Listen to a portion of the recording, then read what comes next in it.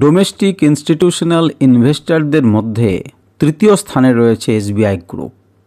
এরা মোটামুটিভাবে 9 লাখ কোটি টাকার কাছাকাছি ইনভেস্টমেন্ট করেছেন ইন্ডিয়ান মার্কেটে।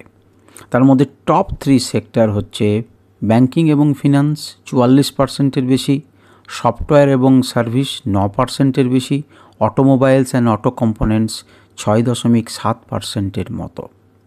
যে 3টি স্টকে তারা সবচাইতে বেশি হোল্ড করেছেন তার মধ্যে এসবিআই লাইফ ইন্স্যুরেন্স 81,000 কোটি টাকার কাছাকাছি, এইচডিএফসি ব্যাংক 75,000 কোটি টাকার থেকে বেশি এবং এসবিআই কার্ডস অ্যান্ড পেমেন্টস 47,000 কোটি টাকারও বেশি।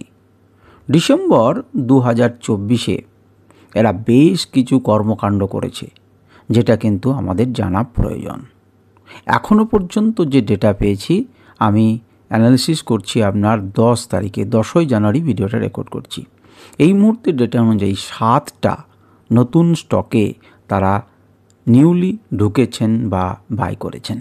তাদের মধ্যে হচ্ছে ইকরা বা আইসিআরএ মোটামুটি 2.5%-এর মতো, Max Financial, Punjab National Bank, Viceroy Hotels, অন্দ্রালা হলিডেজ, নিট লার্নিং এবং ACME solar holdings.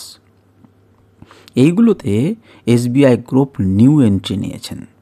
সামসারা engineerings, electronics mart, first source solution, Gokal Das export, Sagar cement, GAIL, west life food world এবং আইপিসিএ ল্যাবরেটরিজ এবং সানস্টার এগুলোতে নিজেদের হোল্ডিংসকে বাড়িয়েছেন। আর বেশ কিছুতে তারা বেরিয়ে গেছেন। সেগুলো হচ্ছে গারোয়ের technical fibres, HDFC Bank, VRL logistics, solar industries, Innova, Captab, হেজ মানে এইচইজি এবং তারপর হচ্ছে প্রভি স্পেশালিটি, এইচডিএফসি এএমসি এবং নর্দার্ন আর্ক ক্যাপিটাল। এই নর্দার্ন আর্ক ক্যাপিটালে এই মুহূর্তে তাদের 1%-এর নিচে এই প্রথম হোল্ডিংস রয়েছে।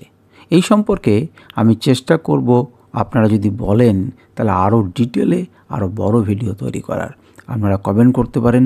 এর আগে একটি কমেন্টে আপনারা বলেছেন বড় ভিডিও চাই। আপনাদের এই সম্পর্কে কিন্তু বিস্তারিত জানার প্রয়োজন।